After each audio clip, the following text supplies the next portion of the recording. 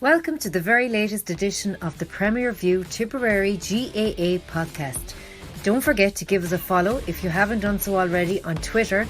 We are at Premier View Pod.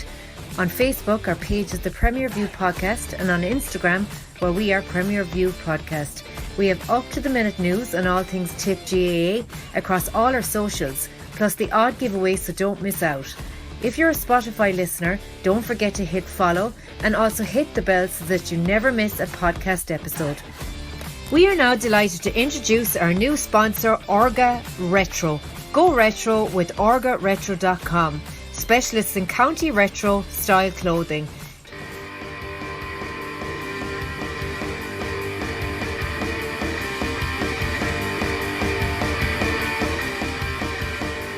Okay, hello and welcome to episode 100 of the Premier View Tipperary GAA podcast. I'm your host today, Michael McCarthy, and I'm joined this week by Sean Smith, Colin Purcell, and Enda Tracy. How are you doing, lads? All good. All good. Thanks, Mike. Okay, before we get into things, lads, as I said, this is episode 100, and how the hell did we get here? I'll never know. This podcast was the brainchild of Pádraig Corcoran, a Tipperary native exiled in Cork in July of 2019. Enda Tracy was the first man to volunteer his services, and Sean wasn't too far behind him, and they have been ever present ever since. A great year to start with 2 All-Ireland runs to talk about. Marty Ryan, Colm O'Sullivan, the only female Marissa Kennedy, Jamie Barrett, Stephen Cronin, Colin Purcell, and new host Kevin Ryan, who's absent today, are the regular contributors who have grown this podcast. Padraig Dermody, a Laura man exiled in Laois, and Owen Ryan, a Clare man exiled in Cashel, are the social media experts that provide regular updates and controversy in that sphere. Sean Flynn, a new addition on stats, and will make a huge contribution to the cause come championship. We'd like to thank all of them for their commitment over the last 3.5 years, and hopefully for many years to come. Lads, been an enjoyable 3.5 years on the PV podcast. I have to say my favourite episode was probably the one I did with Damien Young, and it was a 2-hour epic, and Damien Young, for me, was the most, the best guest we've had on. I thought he was very insightful and excellent. Have you enjoyed your time with it, Sean and Enda, especially you're here all the time? Most of it, anyway. Yeah. Yeah, it's been enjoyable, all right. I think the first time we met up, I'm not sure if Sean was there. You weren't there, Mike. We went to the Horse and Jockey for the first episode and met up in person, which hasn't happened since. Yeah. I think it was just before the All-Ireland semi-final. So it was off the cuff. We got a good bit of help from Tip FM man Ronan Cork to get us going. So shout out to Ronan as well. But yeah, it's been enjoyable since, in fairness, and a few people, you always get a few compliments about it and a few criticisms, which is par for the course. But it's enjoyable all around, yeah. Sean, how have you felt about it? Yeah, likewise, that is. Can't walk down the street now and someone would give out to your otherwise, but it's grand and gets people talking, sure. We'll listen to white shit here, listen to it walking down the road, but no, it's been great. And it's just talking about things you mightn't hear every day, like, club hurling especially, and players are coming up and even underage and stuff. No, it is getting it out and getting name out there, and it's always the feedback from man, he was doing good, and even online lads with the social updating the scores and the feedback and that, I've been excellent there lately, to be honest. Excellent. Colm, you're new enough, I suppose, to contribution, but you were probably listening beforehand. What got you involved? I think desperation from the lads' point of view, really, more than anything else. I think I was probably bottom of the list. I couldn't find anybody else. But look, as the lads have said, it's really enjoyable. It's on a personal level, it's been great to get to know you guys. But I suppose more importantly, it gives a voice for Tipperary hurling to people, particularly maybe who are exiled outside of the county. And it's amazing the amount of random people that will come up to you and go, "You're the guy on the podcast. Geez, I listened to that. It's, it's very good, or it's very shite, or whatever." But it's nice to get a bit of feedback. And I have several friends who I know, or people who I know, who I didn't even realise were that interested in hurling, but yet they've managed to find their way to the podcast and will remind me of any mistakes or anything controversial or ridiculous that I've said pretty quickly. So yeah, look, it's been very enjoyable, and hopefully now, last year was a bit of a struggle, I think, for us all, because things weren't going so well, particularly on the senior side. So hopefully this year now we'll be able to drive on a little bit more in the senior hurling, and we'll have plenty of good stuff to talk about, as opposed to last year, which at times became, I think, a bit of a drag for some of us. Like, it was interfering with our personal well-being almost, you know. Yeah, and that's I suppose a good segue into this year. In contrast to last year, we're 100% in the National League, and last weekend we were up in Corrigan Park in Antrim. Inda made that long trip up on behalf of the podcast, but not really. Inda, just I suppose briefly, tip one well, but what did you make of it? Yeah, it's a good win considering like I was travelling up the road and going by previous league matches up in Corrigan Park. Any team that's gone up there, it's been tough match. Like there's never been a blowout there in my recent memory up in Corrigan Park. They bet Clare up there recently, Wexford there in the last couple of years. They run teams close up there, and it's the distance up there makes it hard to go up there and play your best hurling. But that tip were really good in the day. The match won in the first half. Really, a lot of positive play. Like they were using the ball really well. Now, having said that, you have to caveat that by saying it was a dead rubber in essence. Like there was nothing to be gained for either team, and that was highlighted no more than the fact when Ronan Maher got a bit of a knock. John Campion was up warming up before he'd even hit the ground, so they weren't going to be taking any chances with players. So, look, a great win, 428 up in Corrigan Park it's good tip, and then we left a lot of scores behind us as well, to be honest. So, yeah, all positive. Keep the win and run going, and positive going into Limerickshire. Yeah, absolutely. So, I suppose one of the highlights of the game, Sean, was that John McGrath was back, started, got 6 points from play, 7 in total. And I saw a fairly desperate interview, I'll have to say, with Conor Stakelum during the week. And he named John McGrath actually as he's one to watch for the year. But yeah, it's great to see John back and on the field, isn't it? Oh yeah, exactly. Yeah, and I think it's be great. I think, to be honest, John might start himself this coming Saturday evening, Gaelic grounds there. It's a good warm firm there against Antrim. Got scores now, and how many people like Enda, a few people are up there as well. They said he looked sharp, looked fit, and we need a good John McGrath in the forward line, along with a forward. Like these lads are lifting scores, like we mentioned before, that forward has kind of keep us going there in a few games, and everyone else maybe scoring the odd point or two, but like John McGrath will nip in and he'll pop scores over, hit the back of the net then, like with Jake Morris as well. Yeah. Colm, a few, I suppose, newer names got a run out at the weekend. Pádraig Campion, Owen Connolly, Joe Fogarty from Moneygall got his first start, got 2 points from play. Keane O'Kelly was involved. And I've been talking up Sean Ryan, got 1-3. It's good to see new guys. We need a panel, I suppose. Good to see those guys getting that run out and a bit of confidence. Yeah, absolutely. I suppose, look, training on Tuesday night, I'm sure was a rip-roaring affair, because you've got a lot of lads now trying to break into the 26, let alone get onto the team. So, you have to take huge positives from the Antrim game, but more so, I suppose, from the league in that respect. We seem to be building a panel now.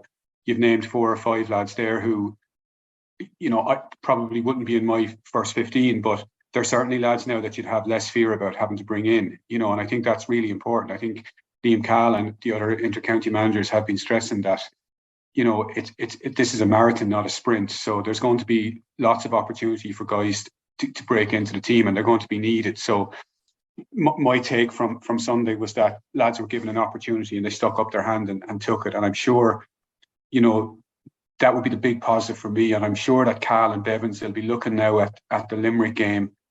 It kind of has, I suppose, a little bit of a comparison with 2009, where Kilkenny were top dogs and a young tip team came in the league and took them on. And I suppose some of us are kind of looking at that maybe for Saturday night as well, that we're taking on the top dogs and we're going to, see where we're at really at that stage. Yeah. Just before we move on to that Limerick game, those, I suppose, from what I can gather, James Quigley played with Killadangan at the weekend and seems to be, well, I'm not sure whether he's gone off the panel, but certainly not in the plans at the moment. But did any of those guys that were playing in Antrim, I suppose, did they play themselves off the panel? You can't say that. No, everyone played pretty well. As we were saying, Sean Ryan 1-3. Like, I'm surprised he hasn't got as much league time as maybe his performances have warranted. Like, he was unreal again the other day. Like, he's just a savage option to pump the ball down to if you have no other option, you need a long ball, like he's going to win it in the air, along the ground. He's tussling for 50-50, 9 times out of 10, he comes out with the ball. He's a savage finisher as well. His goal was, it was a good 25 yards out on an angle, and he could have took the point fairly handy, but off his left into the top corner, into the far corner, he's playing very well. So I'd love to see him get a run against Limerick to see, you're not going to get a bigger test than Binal Sean, Finner, Barry Nash in the full forward line. So the half back line were very strong. In the Heffernan, 3 points from play, playing very well again. Another lad that's impressed anytime he's got game time. Podge Campion, solid again, just so powerful running out with the ball in the half back line. There was no stopping him, and he scored it. I think he got a nosebleed by the time he was finishing the ball into the back of the net there the last day. He took it was a dodgy enough pass back from Mark Keogh, but showed good composure to take a tackle and then buried the ball. So Joe Fogarty even is probably the lad who was under the most scrutiny. He hadn't played well in the couple of games he'd gotten in the Munster League, and he played well enough in the midfield in the first half. Himself and Alan Tyne were pretty dominant there, so you couldn't say anyone played badly the other day. Reece Shelley had a dodgy moment in the second half where he dropped the ball. It could have led to a goal, but that'd be ultra critical. These puckouts were good, and everyone seems to be playing well, which it really speaks to a competitive environment inside and training, and everything. It's the mood music is really sound in there, so can't have any complaints. Yeah. Sean, I suppose interestingly there, Colin mentioned that it reminds him a little bit of 2009, and that there was a young Tip team, and they came on to take on Kilkenny. The older lads on this team seem to be putting their hand up and saying that they want to be still involved. Come championship, will Liam go with the newer guys to try and I suppose build a team, or will it be a sprinkling of both, do you think?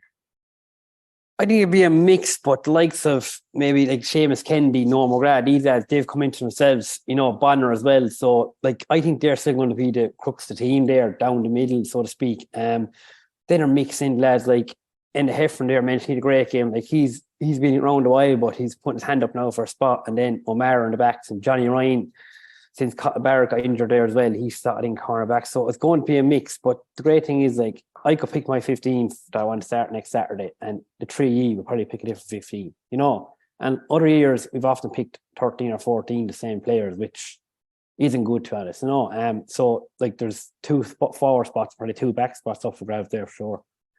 Yeah. Colin, I suppose, go looking ahead now to this weekend, Limerick will be a step up in fair. I suppose just on the National League, our side of the league was probably the weaker side of the 2 groups, and the Kilkenny and Waterford games were the ones we weren't so sure about coming into it, and we got good wins there. But going into Limerick, obviously it's going to be if you're coming to your championship, you're 3-4 weeks out from it. You want to be putting on a good show. Will we be going for the jugular, looking for the win, or is this a case of, look, Limerick in the championship, that's where we want to have the right crack off? I think both, Mike, to be honest with you. I like, to me, every game you play, you go to win. Okay, so, and I think if you put on the blue and gold jersey, every time you go out, you're going to be trying to win. So I don't see any I personally don't see a disadvantage if we win. Like, some lads are saying, oh, you're showing your hand and you're doing this and you're doing that. I think that's nonsense. When the boys cross the line on Saturday night, it's 15 against 15. Everybody's going to be going for it. You know what I mean? So it didn't do us any harm in 2009 when we played Kilkenny in that league final in Thurles. We went at them. We showed them that we were coming. I think the team needed that performance. The supporters needed that performance as well. So I'll be disappointed if we don't go close on Saturday night. I'm always disappointed when we lose any game. I'll be disappointed if we don't go close on Saturday night. One interesting thing, I suppose, the lads were referenced in there about, the selection of teams and that. And I think, despite everything we're saying about it's been a good league campaign, and that, we've given plenty of lads chances and everyone's chomping at the bit and there's plenty of competition, we do probably need to be settling on a team soon. We need to know 12 or 13, I'm sure Cal probably does, but I think they need to know 12 or 13 of the team now. And I saw something from JJ Kennedy, actually. I heard him on Tip FM on Monday night, and I saw it in his column in the Nationalist yesterday or this morning, just about how settled the Limerick team has been. That really since 2018, it's been pretty much, we played Limerick in a league semi-final, I think, in Thurles back in 2018 and went to extra time. And the amount of changes on the Tip team versus the amount of changes on the Limerick team from that night is incredible. I think Limerick will have 13 or 14 of the guys that started that night will still be playing on Saturday night against us. So, whereas I think for us it's 4 or 5. So it just shows there's been a huge turnover in players since 2018. With Limerick obviously rising up and us maybe, with the exception of 2019, slipping back a bit. So, to answer your question, I'd be going for it. Definitely going for it. And I knowing Cal and knowing Bevins, I think they will too. Yeah, Jamie Barrett has joined us as well from Thurles Sarsfields.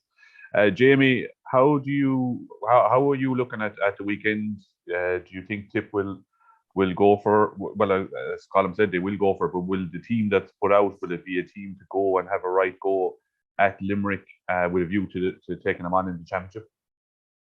Yeah, I think, like Colm, I think we kind of have to go for it in a way, because potentially it's our last competitive game before the championship against Clare. So maybe probably needs to have 12 or 13 lads nearly nailed on to start.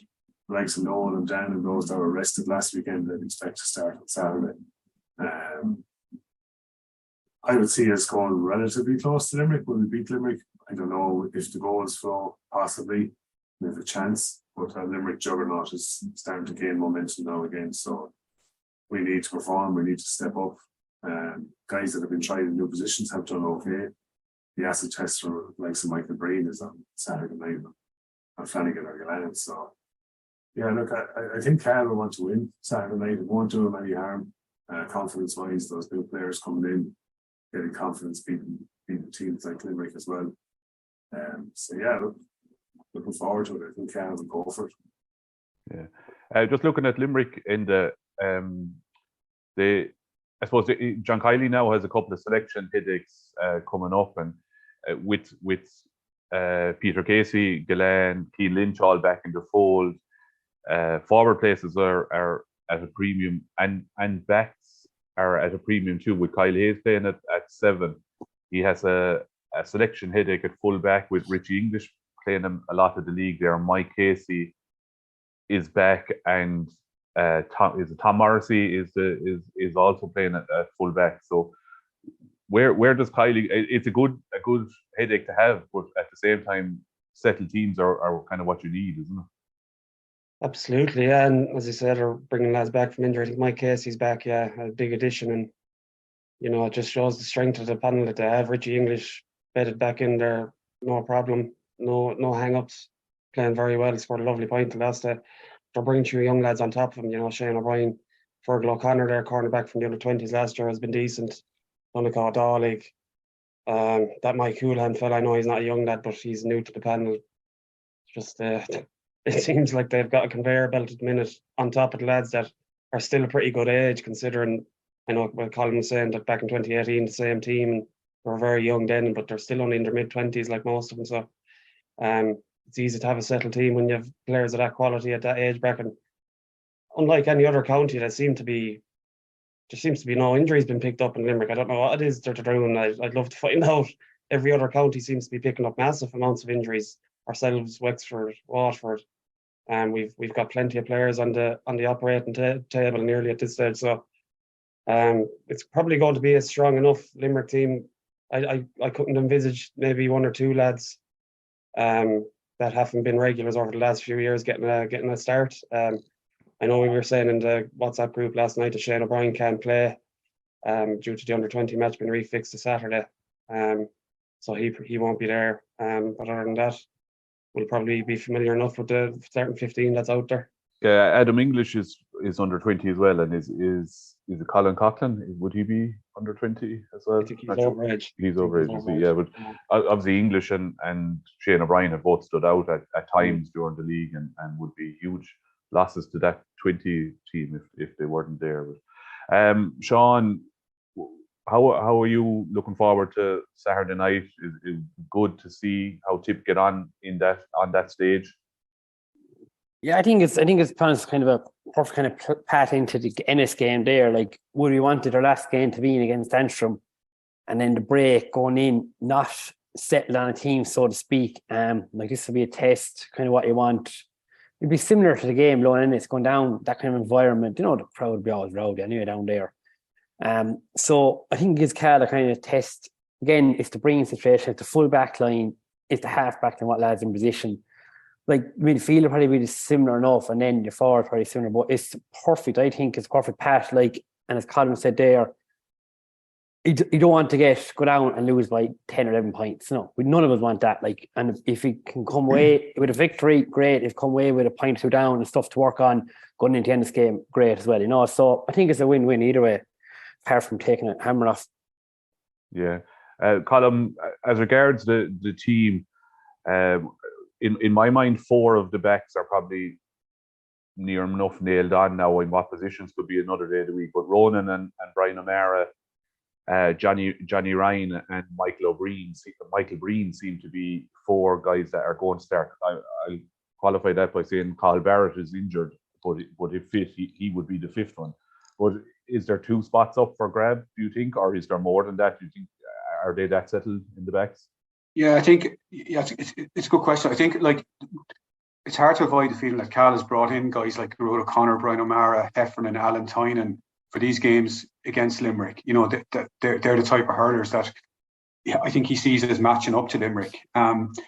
If I could add to that, like, you're looking probably Jason probably at 14, you know, Dan McCormack's probably centre field with Connor Stakelum. Will Noel then go to 11, maybe to wing forward? You know, that's a possibility.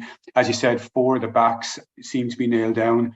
Going on what Enda said earlier on about the Antrim game, that young Heffernan seemed to go very well up in Antrim, so he might be one that would start as well. The position of Seamus Kennedy will obviously interest me as well, because he's been used as a wing back and as a wing forward in this league. So I think Saturday night, wherever he's positioned, you could probably take it that'll be his position pretty much for the year. So that's another interesting one for me. As the boys have said, like, I'd like to see the team getting settled. There was a question mark maybe over the goalkeeper with me last year. I wasn't sure who our number 1 goalkeeper was. I'm not entirely sure this year either, if it's Shelley or if it's Hogan. It seems to be Hogan. I would think Enda was saying there might have been a mistake maybe from Shelley last week, even though his puck outs were good. So I think, again, whoever's picked in goal on Saturday night is probably going to be the goalkeeper for Championship. So, you know, that's me thinking that, as the boys have said, that the team that will be picked on Saturday night will be pretty close to Championship team, and that's what will be really interesting. Yeah, just to pick up on that, Jamie, Jason Ford, I think we'll all agree is a 100% starter, but didn't start the Waterford game, didn't start last weekend. Do you put him in against Limerick this weekend, or do you kind of wrap him in cotton wool, wait for Cusack Park? No, I think he has to start this weekend. I think, and I think I said it on Premier Review, that he didn't come on against Waterford when Seamus Cannon got injured. Mark Yo came on, but when he eventually did come on, he came on with fire, and he actually, I thought, was the winning of the game, along with Aaron being sent off for us. But I thought he really showed me, look, I'm ready to go whenever you want. So I think he has to start this weekend. He didn't need to start against Antrim. I think it would have been a fruitless exercise. Jason Ford hitting 15 points against Antrim, possibly picking up an injury. I wouldn't have played him myself. So I think did the right thing. But yeah, I think Ford is a starter. I think Hogan is the starter for goals, because I think maybe a year or two too early for Rhys Shelley. Could be putting a lot of pressure on him. I think Seamus Kennedy will start, and I think he'll start on Kyle Hayes moving forward, and he'll track Kyle Hayes up and down the field, because he has the mobility and the strength to fight with Hayes all day. So yeah, that's what I'm looking forward to. Yeah, so I suppose the phony war of the league stages is over now, and these are knockout games. But the league has taken some criticism over I suppose all year this year, and it, by all accounts, there's changes coming to the league now for next year. So do you like the league in its present format, or does it protect the top teams from relegation, and they're not really too bothered about the league, knowing that they can rest guys and knowing that they'll get a result in Antrim or a result in Westmeath or Laois or whoever, Offaly, whoever happens to be in the division at the time that will keep them out of danger of having to play Division 2 hurling. Yeah, that's the biggest critique I'd have of it, is the lack of jeopardy in it, which leads to a lot more meaningless matches. Like we've had a fistful of good matches in the league this year, to be fair. Good few of them involving Tip, really.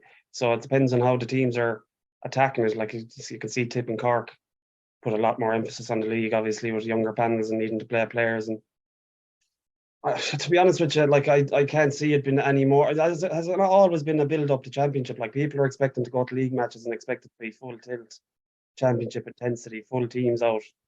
Like what are people expecting? Like you can't do that in the league. Like you're trying players out and you're in the middle of heavy training, and it's just not possible. Like they're not robots. Like they have to be looked after, the players, and matches are going to be at different intensities.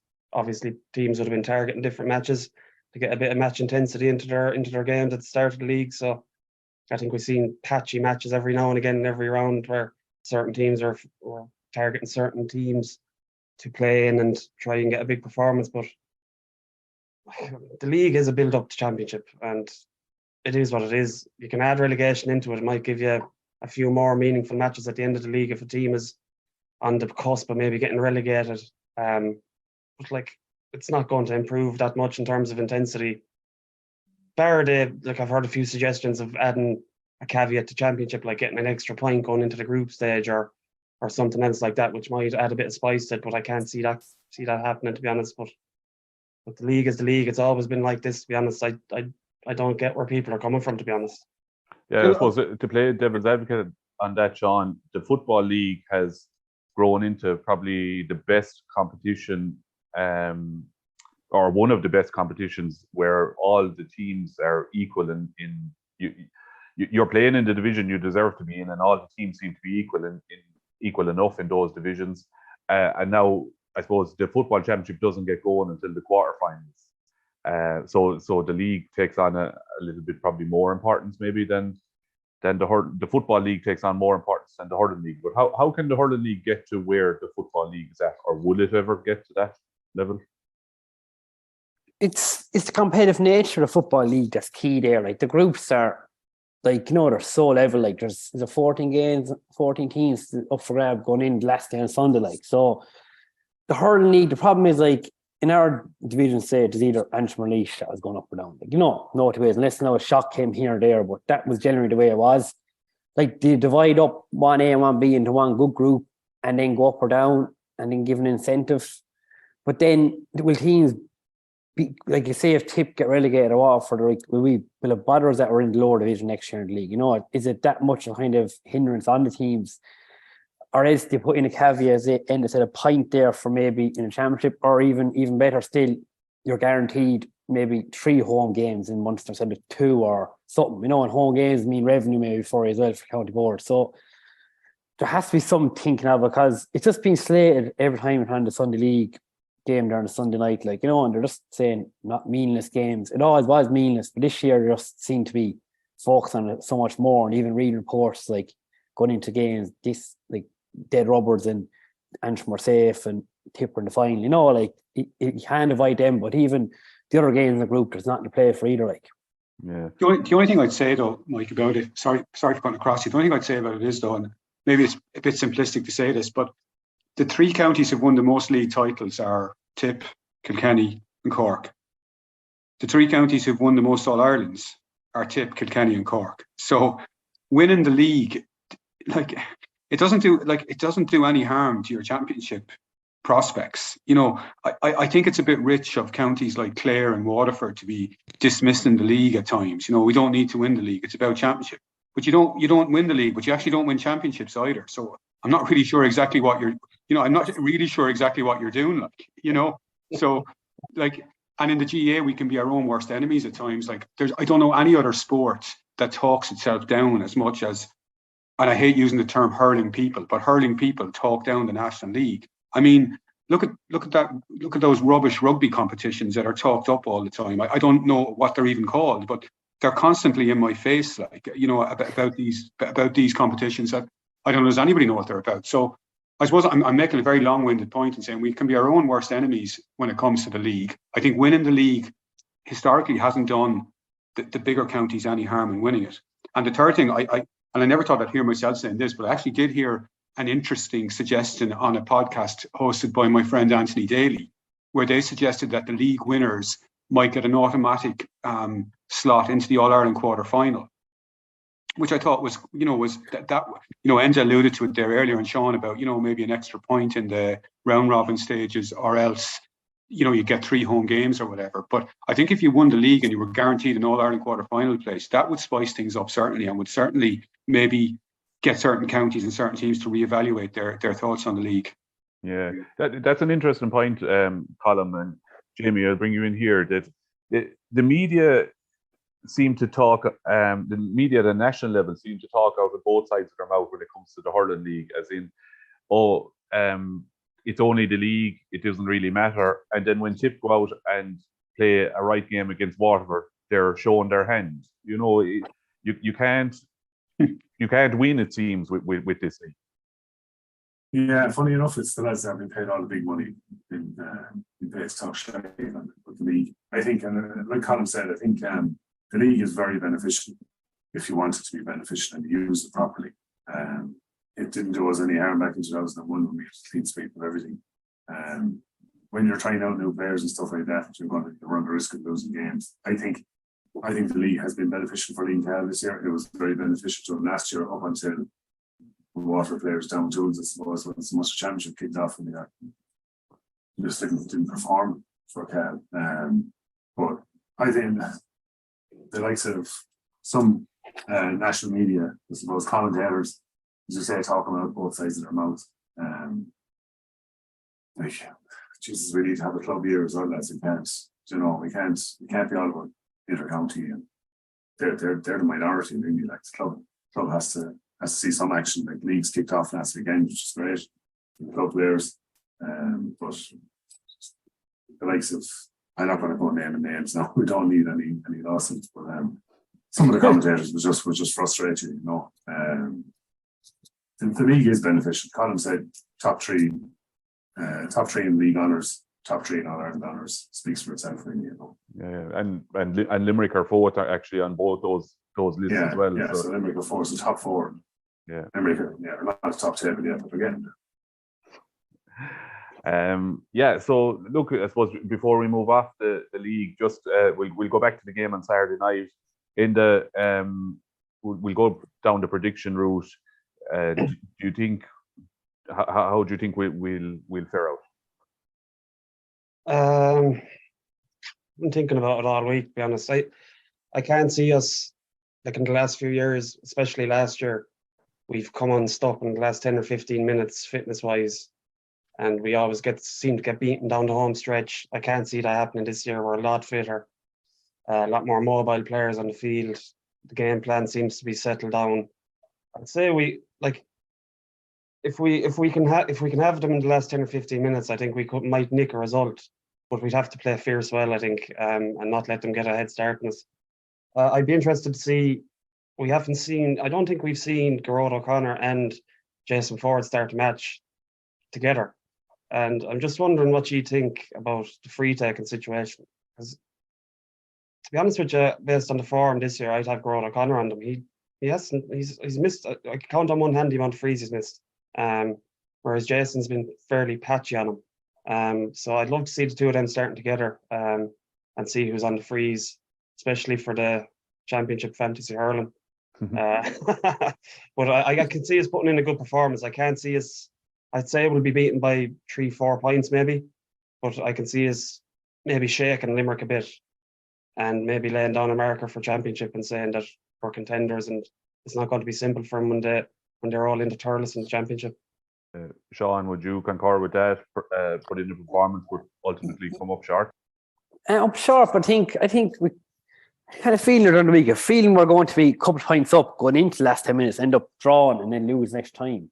I know where that dream came from, but it'll be a point or two at the end. But I just want to see us, as you say, being in the last 10 minutes, being in with a chance, blowing in Limerick, and seeing can these lads that bounce off the bench get us the scores and maybe win the game, or else drive us on. So I go with Tip, draw, and then lose next time. If that makes sense. All right. That's interesting. Colm, where do you stand on this? Art says Tip, Head says Limerick. Simple as that. I never back against this, but you know, it's Limerick will be fancied. They have a proven record.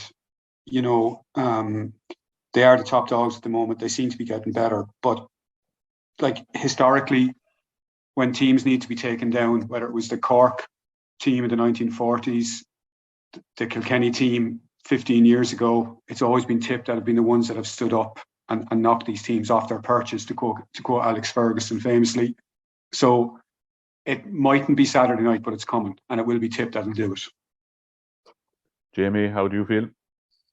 Yeah, and I think, as Sean alluded to there, we are an awful lot fitter than we were last year. And I think we weren't that far away down in Limerick against them last year. I know they pulled away near the end, but fitness levels are a huge requirement. Obviously, to current inter-county game, we didn't have any last year. That was fairly evident.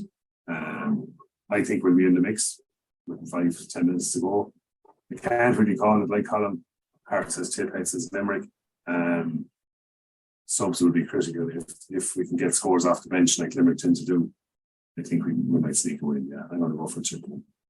Hey, one for Tip, 2 for Limerick, and a draw out of Sean Smith. That game goes ahead on Saturday night at 7:30 in Limerick. I'm not sure whether to tell you to get there early or get there late. But Munster play at 5 o'clock. It's just going to be a shit show in Limerick, I think, at the weekend. I don't know how the game. A little rain, probably. I don't know how it's fixed for Limerick on a Saturday night with that Munster game going ahead.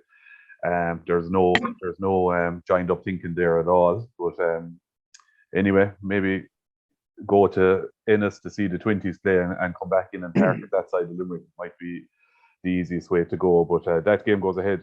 I think it's on TG4 as well or RT. So yeah, TG. Would I be right in saying, Mike, that it's the last time we played Limerick in League or Championship in Thurles 2019, we bet them in the round robin? I was trying to think. I can't remember the last time we played them in Thurles. Yeah, I'd say you're right. Yeah, Yeah. I wouldn't dispute it. I'm not sure. So. Yeah, this is an odd one, right? Yeah, we always seem to be in Limerick playing them. Did we play them in Cork in Played them the in Cork. COVID year? Playing on Cork and COVID, Yeah. Mm. This is as a result of a home and away agreement. So that we played them in the league semi-final in 2018 in Thurles. I think I mentioned that game earlier on. It went to extra time. And I think we possibly haven't been in their group in the league since then, I think is probably what's happened. And with COVID, there was a couple of leagues cancelled. So there was no game in Thurles then. And certainly in Championship, you're right, and it's 2019 when we beat them in the round robin. In Thurles is the last time I can remember playing them there. That's another thing about the league we never mentioned, Mike, actually, the fact that Cork and Tip topped their group and they're both playing away for the league semi-final. Yeah. Absolutely ridiculous. Yeah, like I can understand where home and away agreements come from, and deals done between counties. But when it comes to knockout games, I think they should be disbanded, and they're either at a neutral venue or they're at the best venue that is available. I don't think home and away agreements should come into knockout. You're getting punished for winning all your matches, Cork and Tip. Yeah. Is that a home and away agreement for Cork and Kilkenny that it's on in Nolan Park? I'm not sure, to be honest. It must be something like that. Yeah, well, I definitely know. Didn't Kilkenny beat Cork in Cork last year in the league semi-final? Am I right in that? Cork beat Kilkenny. Yeah. Cork beat Kilkenny last year, I think, in Cork in the league semi-final. So I think this is the return of that fixture. You know, so you potentially have an old firm league final, which would be nice. You know, Tip Cork or Tip Kilkenny. I think we'd accept that. And actually, the Cork Kilkenny game would be interesting, I think, Mike, because you know I didn't see any of the Kilkenny Waterford game last Sunday. Maybe the lads did, but by all accounts, it was a turgid enough affair. Like, you know,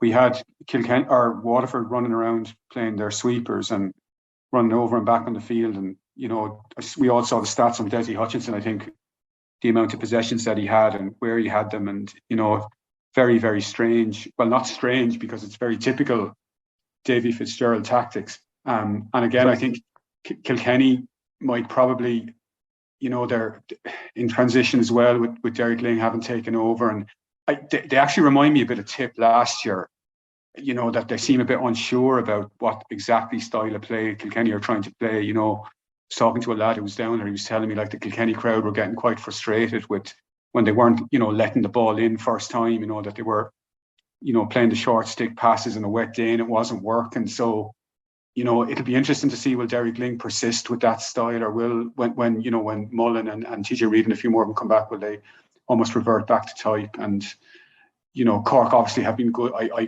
thought Cork have been very good in the league. I know the lads don't agree with me a lot of the time on this. They think Cork are flaky, and if you get at them, they'll crumble. But I think Cork have been good in the league this year. So I think that'll be a good game on Sunday. I'm looking forward actually to that. And even more interestingly, if and when we win on Saturday night, it'll be nice to watch that game on Sunday. Yeah, are they in the stats on Desi Hutchinson, or has that rumour been finally put to bed of late by the Tipperary County Board? I'm an innocent man.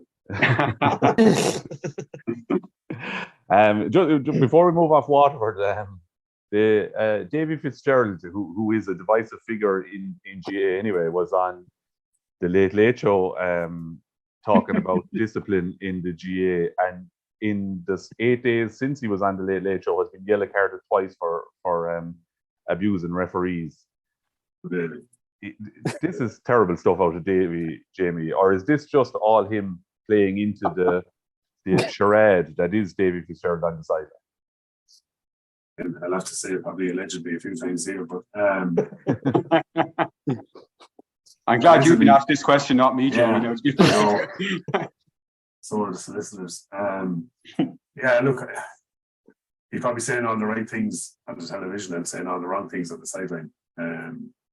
Look, we all know he's passionate and he's bombed up and he gets a kick out of teams, and he's probably trying to motivate his players by showing his passion in inverted commas on the sideline. I don't think it works.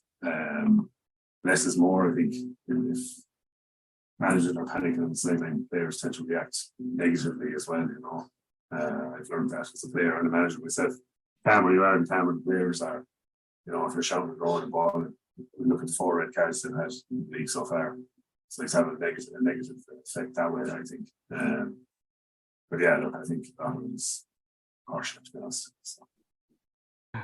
Davey talking harsh shit. I think it's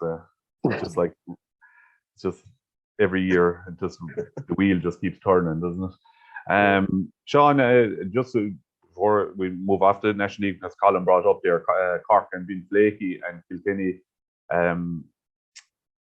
Kilkenny will have all the Ballyhale lads back, I presume now, and Cork. I don't subscribe to Cork being flaky either. I like Pat Ryan as a manager. I think he'll instill a bit of fire into that Cork team, and they won't go down as handy as they have done over previous years. So how do you think that'll go? I think Cork probably come out on top, probably in a better place at the moment. Kenny are kind of working on a lot of things. Again, they have their full team back, hopefully, but they won't just gel in straight away. That game last Sunday in Nona Park, it was hard to look at. It was just, I don't know. I can't describe what we're even trying. You can't get over the line, and no, they always look being controlled or then a couple of points ahead. But I just think Cork at the moment in a better place. This team going down to Nona Park as well, that kind of fear as well is not there as much at the moment. Again, that could come back in the year or two. Hopefully it doesn't. But I think Cork by a couple of points there on Sunday. Yeah. Linda, how do you see I can see Kilkenny winning it. I think a lot's been made of Cork. I don't think there is that far along the road as the results would suggest. I think they're still looking for their, we've a set base of players we've been using all league. We've used 32 players, all right, but we've used a good proportion of them fairly consistently, whereas Cork are probably must be on 107 players, I think. They're experimenting an awful lot more than we are. And in fairness, they were getting results with it. They probably should have been beaten against Wexford. A lot of their games have been 50-50. I think the results are skewing it a bit, but I can see Derek Ling needing to get to a league final a lot more than Pat Ryan. Pat Ryan has the rope. I think Cork are ready to give him 2 or 3 years, much like Liam Cahill. I can't see Derek Ling lasting that long if things don't go right early doors. It's a poison chalice for him, I think. But I can see Kilkenny maybe taking out a result. Yeah, Jamie, how do you see that one going? Yeah, I think Jerry Kling needs to win more so than Pat Ryan does. I think with the addition of the Ballyhale, that's possibly maybe not TJ, maybe, I don't know. But if all the Ballyhale lads are back, I can't say anything other than if Kilkenny win. Cork have done okay, but as Enda said, some of their victories that they should never have beat Wexford. Wexford just imploded the game. So Cork aren't as good as I think they are. The usual Cork confidence is starting to flow. But I can only see Kilkenny win Sunday. Yeah, so it'll be an interesting weekend, hurling-wise, to see who comes out of the two semi-finals. Yeah, if we move on from hurling for the moment, lads, tip football is in a bad place at the moment. We're not going to get into the whys or why nots of that, but relegation to Division 4 was confirmed last week when we lost to Offaly. It seems to be a vicious cycle with tip football. You come up into Division 4, possibly look at getting into Division 2, and then you're back in 4 again.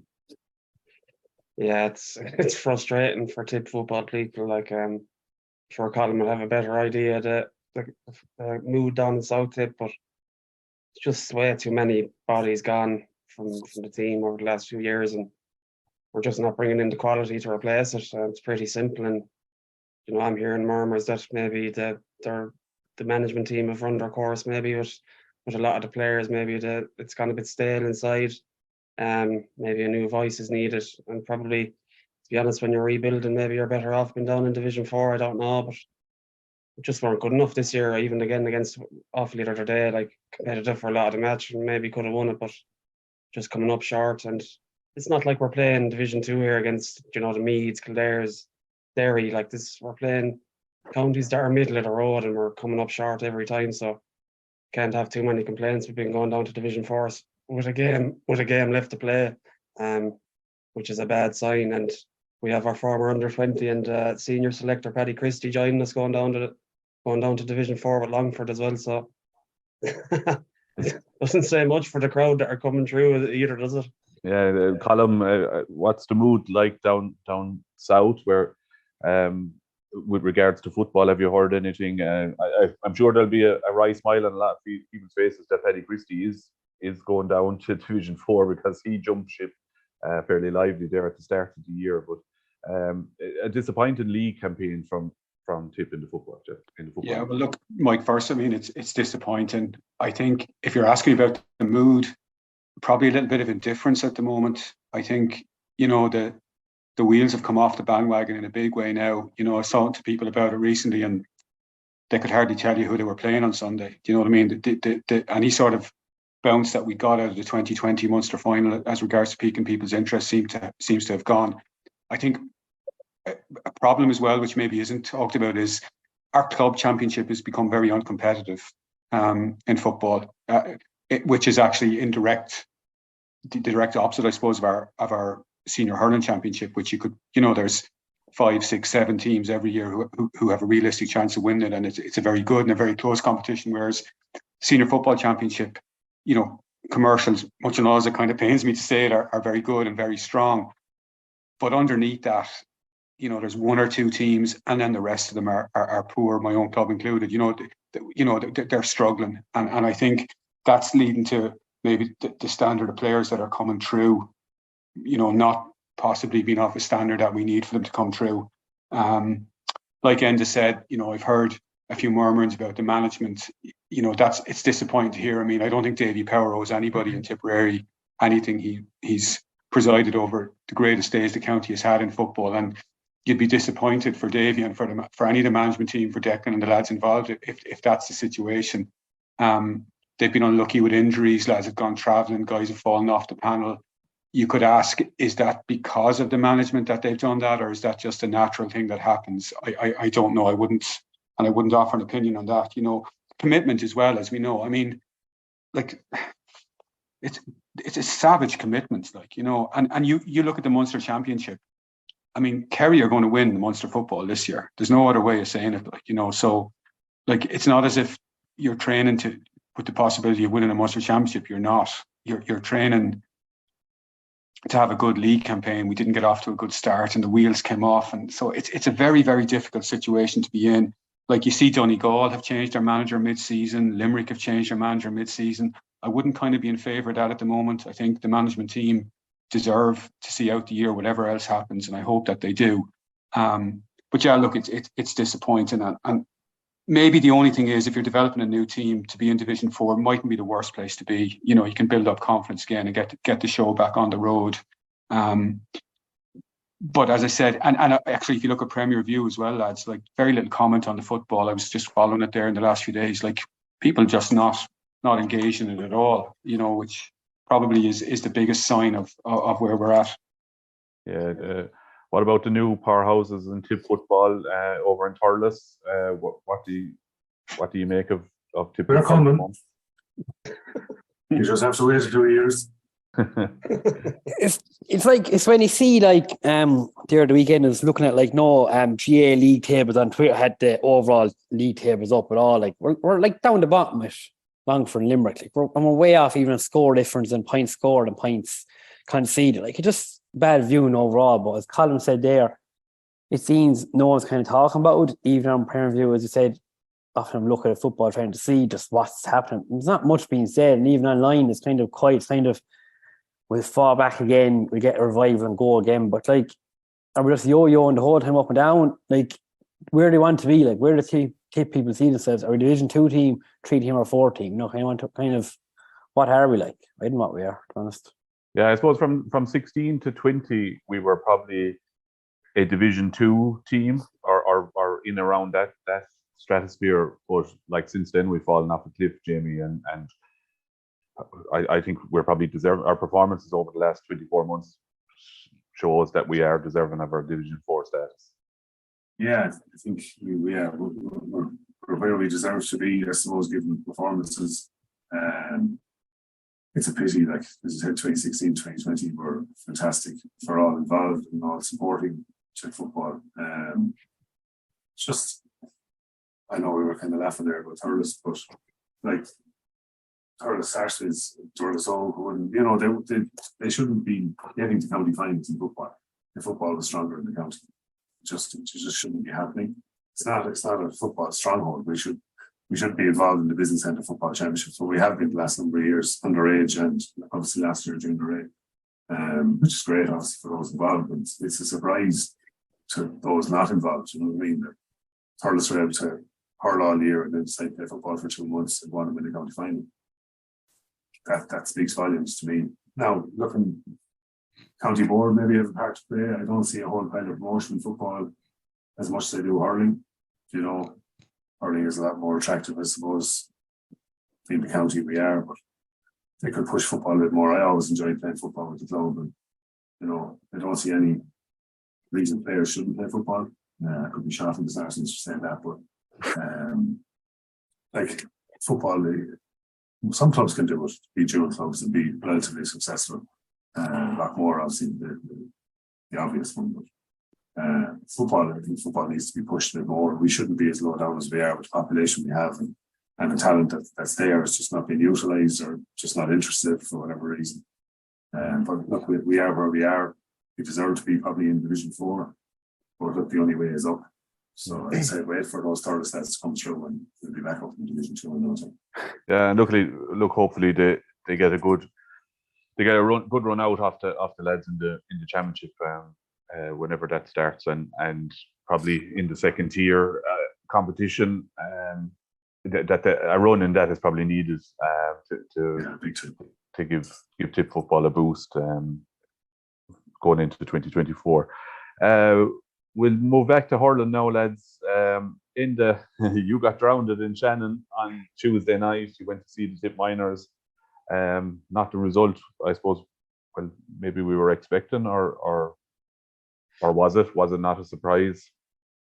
No, it probably wouldn't be a surprise. They're very strong in this grade this year. I think there were 6 or 7 lads left over from the minor team they had last year, which ran Tip close in the Munster final. Took penalties to beat them, so And Not did really. I hear that they had 13 of the 15 that won the Dean Ryan with Flannans as well, I think, involved. So they're probably a very settled team, used to playing with each other. There, and they looked a very well coached team, and they looked like a group of lads that have a lot done together over the last couple of years. And Tip looked a lot physically smaller than them. I know, talking to Woodlock, obviously it's a brand new panel. Essentially, I think just Sam Rowan played last year, coming off the bench, and other than that, it's a brand new team really.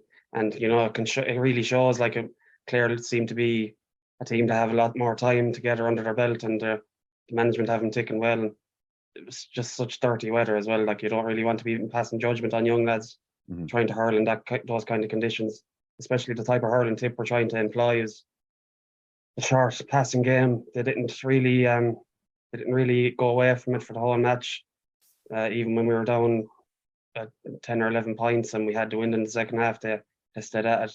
In those conditions, it's very difficult, especially when you're playing against a physically bigger team. So I hold judgment on the quality of the team until we see them playing half decent conditions, in a half decent field, with a stand and a press box and a really big umbrella. If there's nothing else, but I know for a fact that there's a lot of good hurlers on that team. I've seen them play schools hurling over the last few years underage. Like, we have a good scatter lads that started there that were part of the Cashel team. Like Kieran Byrne, Oisin O'Donoghue, Shane Buckley were starting. Jamie Ormond's very good for Templemore. Sam Rowan actually had a very good game the other day, in fairness to him. But look, Clare probably the best team in Munster this year, so they done well to stay tipping over the points. They're going in the last 10 or 15 minutes and they pulled back to 7. But there's more games to come, and if they can get into top 3 in Munster, they'll be in the shake-up to get to a Munster final. So hopefully they can improve from here. Do any of the rest of you have any insight in that minor team? I've seen the panel and stuff, but I wouldn't know the young lads that well. No, I wouldn't. Just one thing. I know Keith McMahon was involved last year kind of early in the championship, and he went on to the extended panel in for the runs for the All-Ireland. So, big tall young fella. I don't know how he went the other night, and you would know obviously more than I would. You were at the game, but like, it is a new panel for Woodlock, so it's not going to be easy. And playing a big physical team like that Clare team, who were together a lot of last year as well, and were far off beating Tipperary last year, was always going to be a big ask, but down to the Quagmire down in Shannon. So look, just better days ahead for those players, I'm sure, but just can't be passing judgment on young fellas yet. Just give them time. Yeah, I know, Colm, you're anxious to get that stuff off your chest. I called the Limerick and Tip game Saturday night a shit show. Clare GA was a shit show last week, with the 6 Mile Bridge not being available, and that game having to go to Shannon with only 1,000 supporters without go, and then the under-20 game having to be moved. That's not the right way to be treating any teams, but especially underage talent that we want to keep in the association. No, I think, look, in this day and age, 2023, that they don't have a venue with lights, I think it's an absolute disgrace. I don't know what sort of governance there is over the Clare County Board or Clare GA in general down there. I wouldn't like to comment on that, but it's terrible to expect young lads, particularly, to be playing on a Tuesday night or a Wednesday night, whatever it was, in monsoon conditions in a very poor field. Not to mind the poor journalists that had to go down there and endure it as well. Shout out to Enda there for that. Stephen Gleeson had cover, so I don't know what Enda is doing wrong. Yeah, I don't know where Enda was, but I suppose I know Clare GA have been quite upset by a couple of our social media posts recently. So I think we have to be very careful what we say about it. They took severe exception to us pointing out the sending off of what's your man's name? David Fitzgerald. Yeah, David Fitzgerald last Sunday. So we have to be careful. But the broader point, I suppose, is that it is unacceptable. I question really now I know there's all things about leave inserts and all other stuff, but I really question why that game had to take place when it did the other night. I'm just not sure the thinking behind that at all. And I know that the Waterford and Limerick game was played in even worse conditions, if that's at all possible, down in Dungarvan. I think we all saw clips of that on YouTube or one of those social media things. You know, they were playing almost in a river down there. Like, you know, so that's completely unacceptable. Lads are training all year. You know, it's an honour, as I said earlier on, to put on the county jersey, and you know, for that to be your game, I think that is unacceptable. So I think Clare GAA, the officials down there need to be hanging their heads in shame. Really, it's disappointing that we lost, but it's, you know, these are 15 and 16-year-old boys. I wouldn't, you know, it's about development as much as anything else. I was of the opinion it was great to win the All-Ireland last year, but I never get too carried away with, you know, with under-17 competitions, because so much can happen. I mean, so much could happen between March, when that match was played, and July in a young lad's development, you know, in 4 months' time when the All-Ireland will be played. So it's very hard to judge. It really is. As Enda said, it seems we stuck with our tactics down there. Probably we're trying to play summer hurling in winter conditions, which may not have helped. But, you know, let's see what happens. It's a round robin. I think there's several more games to go. So let's not be too harsh. Let's not be too judgmental, and see where we are at the end of the year with it. Yeah, so there's 3 other games to be played in that round. Yeah, robin. And hopefully Tip will get a chance. And as you said, it is development at the end of the day. Sean, the under-20s are out this weekend in Clare again. Quite a decent team from what we're led to believe, and from what the panel looks like. It's a game that we can look forward to, I think. Oh yeah, for sure. Panel was named there last week because and even looking at names in the panel from the teams, the challenge games they played, like, you know, there's good players there all over the field. There was Caesar, Kelvy, Rowan Darrasek, so there's plenty of talent there. Liam is away from Golden there, so I think to go down to Ennis there. It's on Ennis, is it? It is. Yeah, it is. Yeah, for some reason. I think to go down, they've every chance there. And with the way this system is going anyway, like, you have to have a good win the first game. I think it's crucial there. Like, so much the minors on the night, like, conditions, everything went against them. Like, I have no problem with them going down there and knocking away the win. But like, hopefully our 20s can do the opposite and come away with a win there as Clare, and kind of set up that even there Saturday evening for us. They're going out to Limerick then. Yeah, Jamie, is there anyone on that 20 panel that you would have come across over the last couple of years that you're really looking forward to seeing how they get on and stands out? Yeah, well, Sean mentioned a few lads there, and maybe there, McKelvey, like, fine hurlers. You know, I'd be hoping they'd make the transition through. Dara as captain, Dara Statham, delighted for him as captain. I've been saying for a long time that I think Dara is the real deal. I think he'd be a good leader for that team. I think they'll have enough run out of Clare, yeah. So those 3 players to look out for. Yeah, Cathal Quinn from Cashel Linda is one that I've seen over the last couple of years, and I think he's an excellent prospect, and has the I suppose the temperament and the hurling to go with it to make it at the very top if he can. Is there anyone else that you are looking forward to seeing on that panel? Well, we have a nice turnover from last year still there. So you've got Leamy and Stakelum, obviously, are standout lads. Quinn, Jack Collins from Ballina is a very good hurler as well. Is that Collins chap? Is he further on the full back line? Someone mentioned about full back position. Yeah, I think he played minor, and I think he played cornerback for the minors on that team. Yeah, 3 years ago. Robert Dial was the full back on that minor team. Someone mentioned Collins is a full back to look out for. So that must. Yeah, no, he's a really good player. He stood out. Ballina won they got to the North final under 19 last year, and he was very, very, very strong for him. So, sure, we still have Conor O'Brien there from Mullinholm. He played last year. Peter McGarry is a player I'm really hoping for in senior in the next few years. I think he's the real deal. He has all the attributes for the modern game. Like, he's savage pace, and he's turned into a real finisher. Eddie Ryan is there. Shawnee Kennelly is another one. Shawnee Kennelly. Look, it's a good team. Kieran McCormack even very good for Loughmore in the championship last year. It's a very competitive panel. It'll be hard to pick a team there, let alone hard to pick a panel, let alone a team there. So, a shout out to Darren McCarthy from Toon as well. I think he's seemingly going very well inside, which is fair tipping for a lad who was only coming on as a sub last year for the minors. So, look, we have a nice mix of experience and young lads coming through from a very good minor team. So, I'd have good expectations for this group. Yeah, Conor Gleeson from Gortnahu is another guy who is only just turning 18 and didn't make the minor panel last year and seems to have flourished over the last 12 months. So Yeah. it's good to see some of those lads. Yeah, Paddy coming through. McCormick and Damien Corbett off the minors as well. So Yeah. just there's loads of talent on that panel. Yeah. Yeah, absolutely. It'll be a good one to look forward to on Saturday. I'm not sure what time. Do you know what time that starts? 2:00. 2:00 tomorrow. 2:00 in It'll be a grand day out for anyone go to Ennis first, get a bit of dinner afterwards, and then be parked up 3 hours before the Limerick match so you can get back. It's live on it's on YouTube, though, TV4 YouTube, Yeah. well, if anyone can make it on, so it's grand.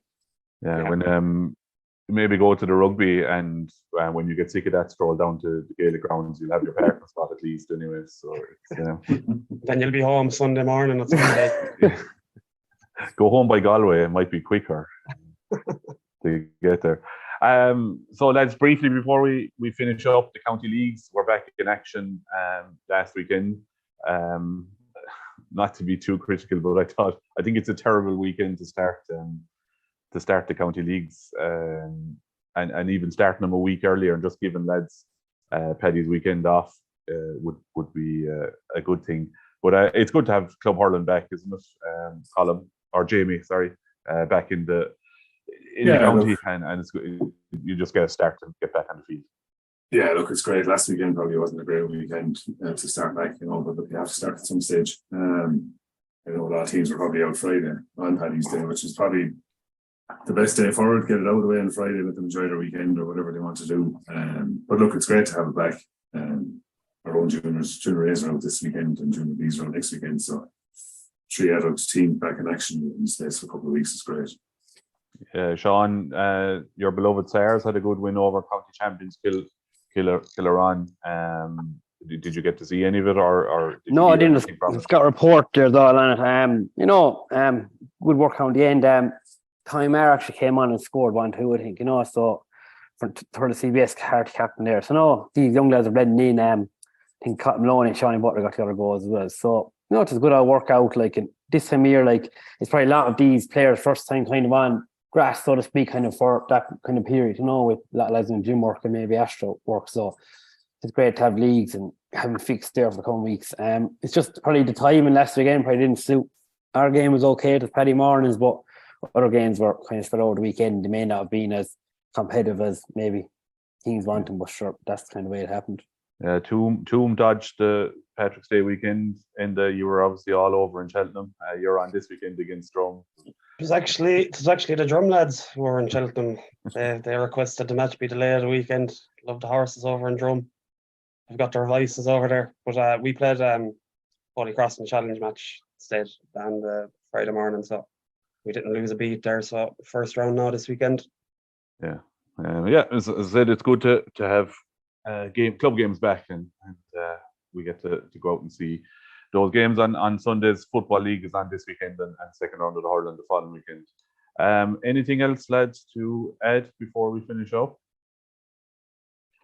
No, I suppose just thanks to all the listeners over the last couple of years, Mike. It's gone from strength to strength, isn't it? From the first few, I think we got 800 listens or something on the first episode, and we've been going a lot bigger than that since. So it's great to have people supporting it. Yeah, absolutely. Is getting to 100 is a I don't know. Did anyone ever see that happening? But probably thought someone would end up in jail or sued at this stage with some of the comments. Very close. But yeah, look, here's to 100 more, and it's been enjoyable over the last couple of years that I've been involved anyway, and I know you're there from the start. And Jamie, you're new enough to contribute on the podcast, but I suppose you were listening over the first couple of years. Yeah, it's already enjoyable. In fairness, it's great. I look forward to the podcast coming out. And I'm sure the listeners are the same. They don't know what's going to come out of this. So starting arguments and settling arguments, and lots of banter, lots of fun, lots of information, and all for the betterment of Tipperary GAs. But yeah, absolutely. Look, we look forward to a weekends of hurling. With as Enda said, the 20s are out at 2:00 on Saturday in Ennis, and then we have what is a local derby for me, Tip and Limerick at 7:30 in the Gaelic grounds, and hopefully. Best of luck, Mike. Best of We luck. come out on top. We had confirmation here yesterday, and I took a lot of grief from the other side of the in-laws over. Maybe I've a lot of it of my own making, but look, hopefully we come out of Saturday night with a win. Certainly, we're being set up for a good year. So, lads, thanks for today. Thanks for the last couple of years, and we look forward to the weeks ahead. Tibber Darnaboo. Up to. Bye-bye, Lahi.